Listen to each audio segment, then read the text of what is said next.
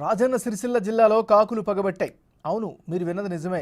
Sircilla bus stand ప్రాంతంలో కట్టమైసమ్మ గుడి వద్ద మనుషులను కాకులు కాళ్లతో తంతున్నాయి.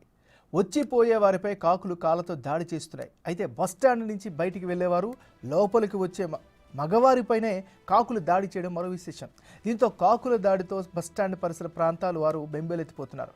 పాదచారులైతే ఎప్పుడు ఏ వైపు నుంచి కాకి వస్తుందోనని ఉలిక్కిపడుతున్నారు.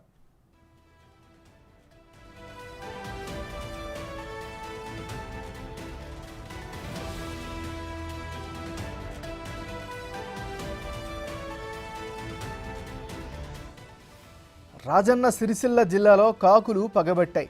అవును, మీరు విన్నది నిజమే. సిరిసిల్ల బస్టాండ్ ప్రాంతంలోని కట్టమైసమ్మ గుడి వద్ద మనుషులను కాకులు కాళ్లతో తంతున్నాయి.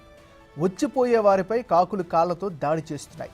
అయితే బస్టాండ్ నుంచి బయటికి వెళ్ళేవారు, లోపలికి వచ్చే మగవారిపైనే కాకులు దాడి చేయడం మరో విశేషం.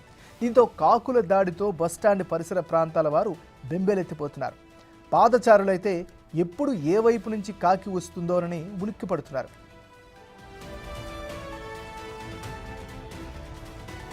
ఇదే అంశానికి సంబంధించి మరింత తాజా సమాచారాన్ని మరి రిపోర్టర్ శ్రీనివాస్ అందిస్తారు. శ్రీనివాస్, చెప్పండి.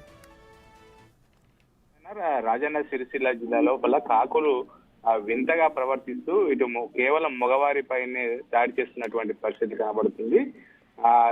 సిరిసిల్ల పట్టణము పాత బస్టాండ్ సమీపం లోపల ఉన్నటువంటి కట్టమైసమ్మ గుడి వద్ద పాదచారులు వెళ్తున్నటువంటి సమయం లోపల ఇటు కాకులు వచ్చి తలపైన కాలుతో తన్నుకుంటూ వెళ్తున్నటువంటి విచిత్ర సంఘటన చోటు చేసుకున్నాయని చెప్పుకోవచ్చు. అయితే ఆ కాకులు మాత్రం అక్కడ అటు నుంచి వెళ్ళేటువంటి పాదచారులు వెళ్ళేటువంటి సమయం లోపల ఆడవారు వెళ్తున్నప్పుడు వారిని ఏమనట్లేదు, కానీ కేవలం మగవారు మాత్రం వెళ్తున్నప్పుడు మాత్రమే తలపైన తంతు చెట్టు కొమ్మల పైన పైకి ఎగిరి వాళ్తున్నటువంటి పరిస్థితి కనబడుతుంది. ఇదంతా కూడా దాదాపుగా ఈ రోజు ఉదయం సమయం లోపల దాదాపు 2 గంటల వరకు కూడా కాకులు ఈ విధంగా విచిత్రమైనటువంటి ప్రవర్తనతో ఇటు మగవారిపైనే కాలితో తంతు కూడా చేసినటువంటి దృశ్యాలు ఇటు కొంతమంది తమ కెమెరా లోపల బంధించినటువంటి పరిస్థితి కనబడుతుంది. అక్కడ 10ల సంఖ్య లోపల మగవారి పైన మాత్రమే ఆ కాకులు తన్నేటువంటి దృశ్యాలు అయితే మనం చూడవచ్చు.